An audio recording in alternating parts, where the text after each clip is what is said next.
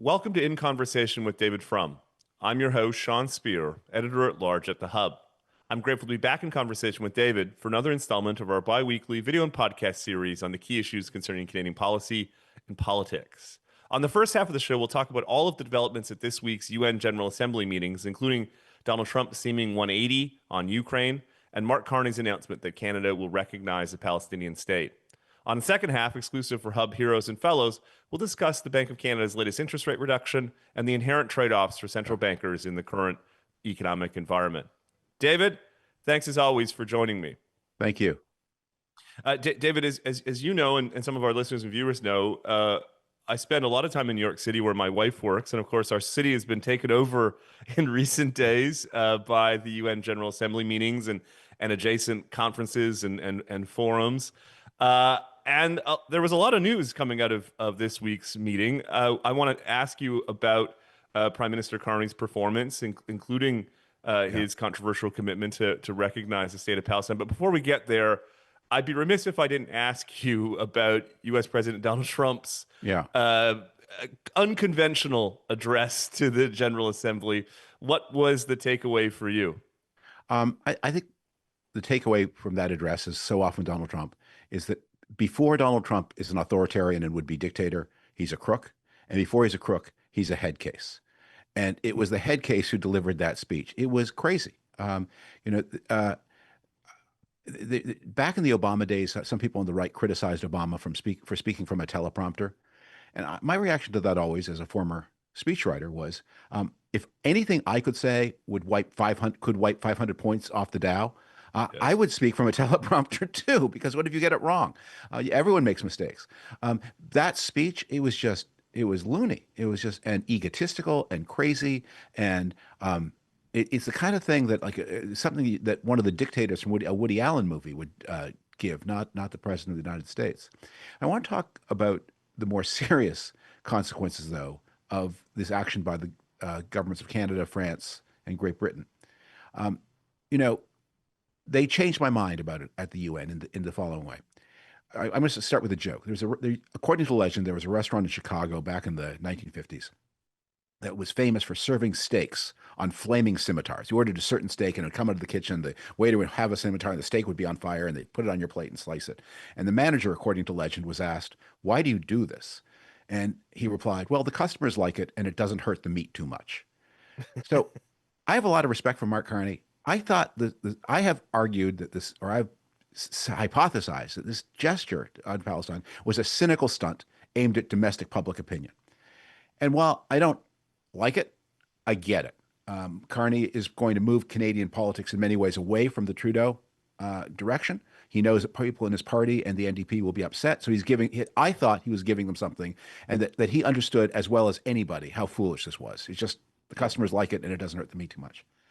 I'm beginning to think, oh my God, Carney, Macron, Starmer have talked themselves into believing they've done something. And not only something, but something useful.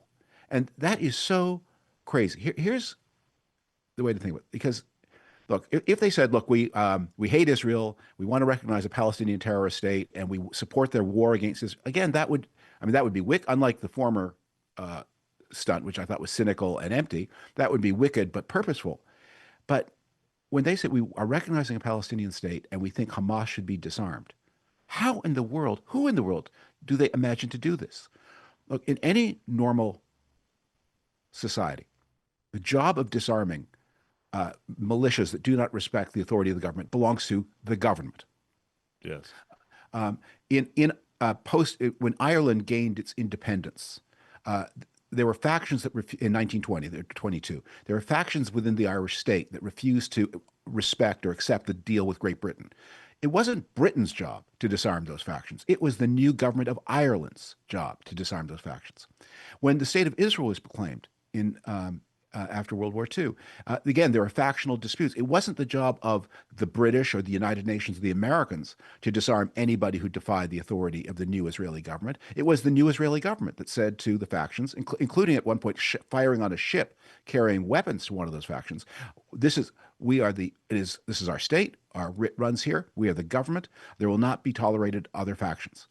The job, if there were a state of Palestine. The job of disarming Hamas would belong to the Palestinian Authority.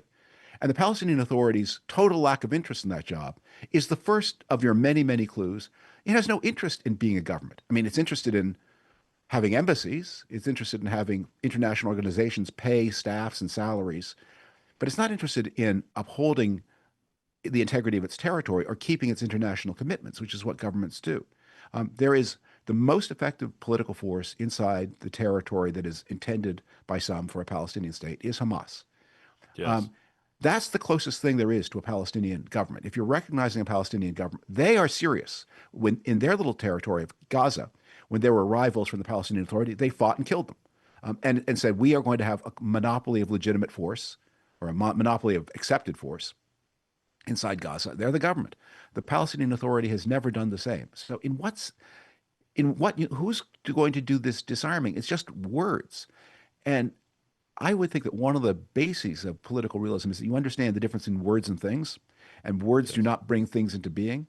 So I'm a little, as I say, I thought it was a cynical stunt. I'm now worried they may genuinely believe they've accomplished something, and all that they've accomplished is to make harder the job that is the first job to restoring any kind of stability, which is the destruction and disarming of Hamas.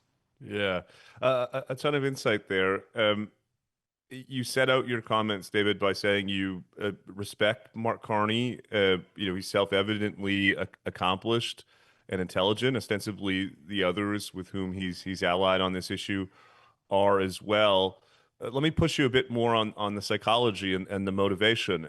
How can they get them to the place where they think that this type of declaration somehow falls into place, notwithstanding some of the obvious barriers that you just set out? Yeah, well, I do think there may be a tendency to substitute words for actions and to think if words are repeated enough, they become actions. And there is a kind of lulling effect of the international conference circuit where certain things get said and other things can't be said. Um, and and because you never encounter anyone who doesn't say those things, Yes. they just seem to become, they take on this gravitational force. Like, look, we all do this to some extent. We all think we know things that we couldn't ourselves prove. But we just rely on the fact that nobody serious in our environment seems to be challenging them. The laws of gravity. Do I know how they work exactly? Not really. But the only people I know who don't believe in them are obviously crazy. And so I accept them. I think something similar to that happens on the Israel-Palestine issue. That and the core idea is that that outsiders can create a Palestinian state for the Palestinians and give it to them. And that if they do, then that state will shape up in a way that is more or less compatible with international norms. But states are built and won. They're not awarded. And that's the history, especially of states that detach themselves from other states, from the American independence, which will celebrate its 250th anniversary next year, Sure. to the newest states. States have to uphold and maintain their authority, and they begin by maintaining their authority against challenges from within. And if the Palestinian Authority is not saying, our first job is to crush Hamas and establish our uncontested sovereignty over the territories we claim, what are they doing? They're a kind of they're a bureau, but they're not a state. Yeah. Your observations about the groupthink in some of these contexts reminds me of the title of Steven Pinker's latest book, "When Everyone Knows That Everyone Knows ... Yeah. There's something to that. Let me put an alternative hypothesis on the table, that really what's motivating Carney and others is to effectively punish Israel. You've seen that in some of the background briefings to journalists. This is Yeah. less about affirming a Palestinian state and as much about trying to exact some kind of punishment on the Israeli government with whom they have a disagreement Yeah. about the ongoing prosecution of the war. That strikes me as a pretty perverse way to understand what's played out over the past couple of years. Well, it's also strange because if that were the intent, that also suggests a kind of unrealism about power. Um, a British friend of mine once explained the attitude of the British government toward Israel. He says Britain feels about Israel the way an ex-smoker feels about a smoker. Uh, that is, Britain used to be able to wield considerable international armed force, and it can't Yes. anymore.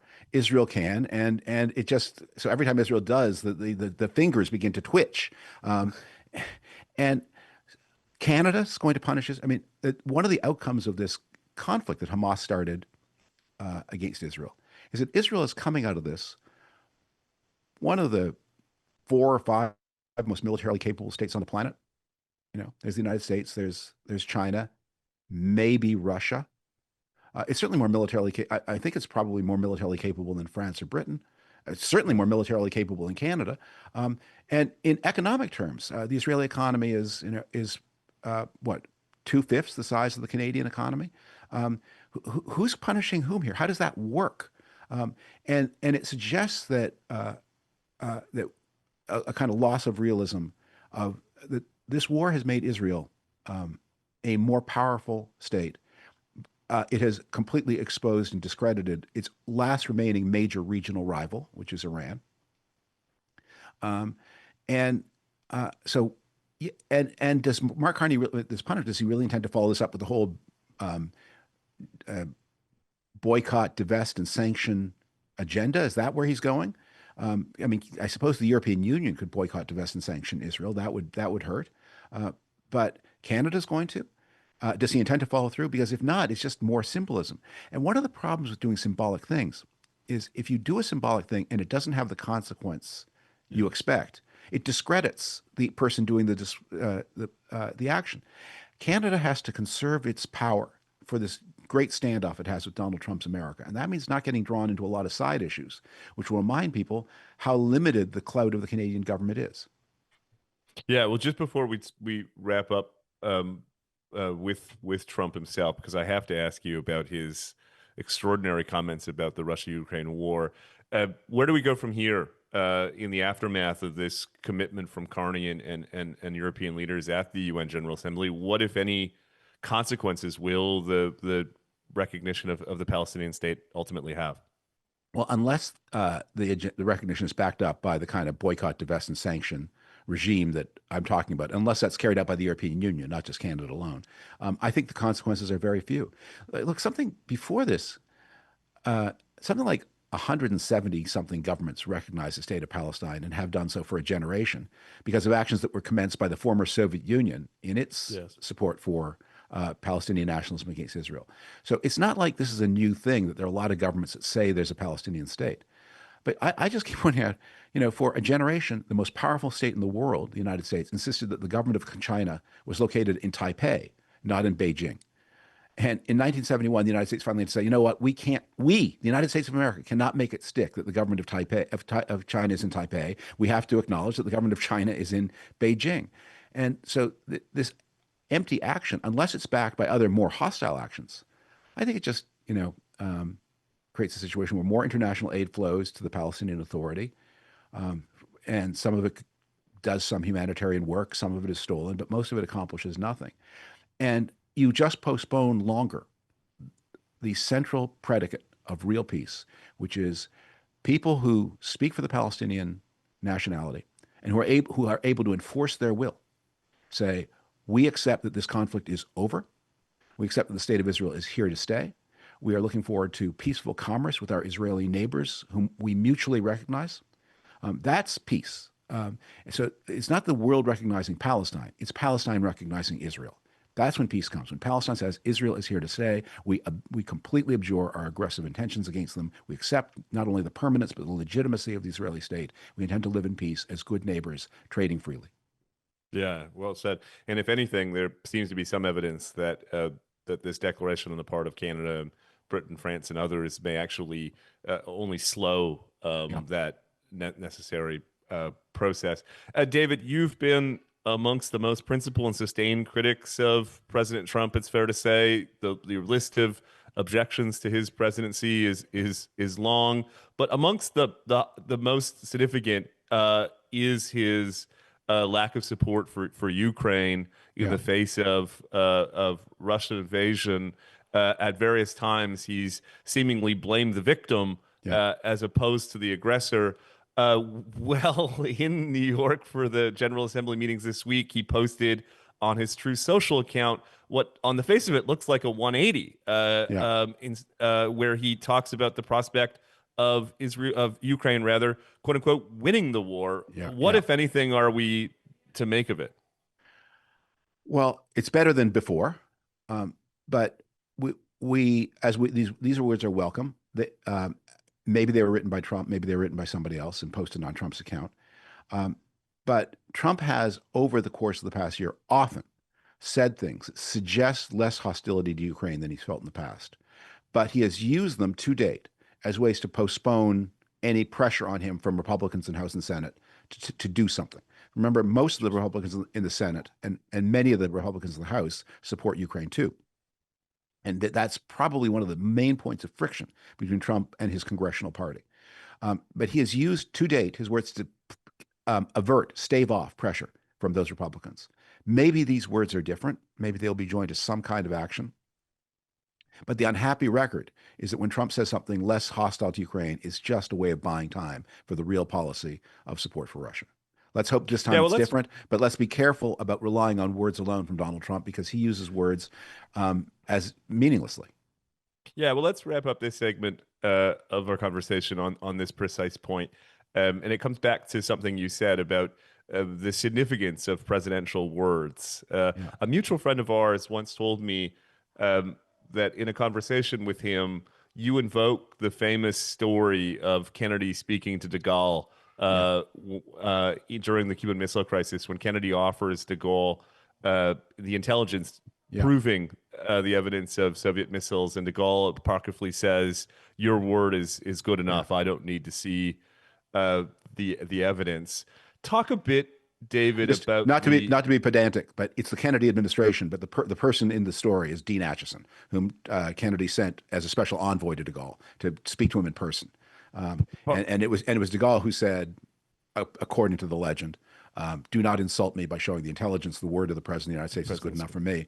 But de Gaulle probably had his own intelligence because he often had doubts about the word of the president of the United Fair States. enough, but with that story at the backdrop, talk a bit about the cumulative costs Yeah, of the world, including longstanding American allies, not being able to have faith yeah. and confidence in the words of the president. Well, the most dangerous demonstration of this is something we have been seeing in the past few days, which is the Russians are step by step violating the airspace of NATO Yes. allies. First Poland, then Estonia. And they're doing so in more and more blatant ways. Um, and uh, they're like a burglar testing the doorknobs to see if anybody's home. So, what is NATO? NATO is a mutual commitment, but it ultimately is an American military guarantee. And beyond that, it's an American nuclear guarantee. And American nuclear power rests at the sole discretion of the president. So NATO is ultimately the belief. It's not an institution, it's a belief. The belief that if Estonia is challenged, at the end of the series of consequences is the potential of a nuclear strike by the United States. If that's not there, then there is no NATO. There's a European Defense Pact, but NATO is the belief Estonia will be backed by Europe, which will be backed by the United States, which ultimately rests on nuclear power. Um, Yes. you and all potential aggressors be aware of that. Um, Donald Trump has signaled that Russia can go quite a bit farther in its aggression against Estonia and Poland and maybe others. Denmark, which seems to be under a kind of Russian drone attack on Copenhagen airport. The Russians are testing at what point do we encounter resistance? And the answer so far is at no point. There's no point. There's nothing we can do yet on the European continent that will provoke a reaction from this president. And so it's these words on Truth Social are welcome, but what would be much more welcome, would be a deployment of American soldiers into Estonia, the sending of more American air power into Poland, meet axe with axe, meet the turning of the door handle by locking the door.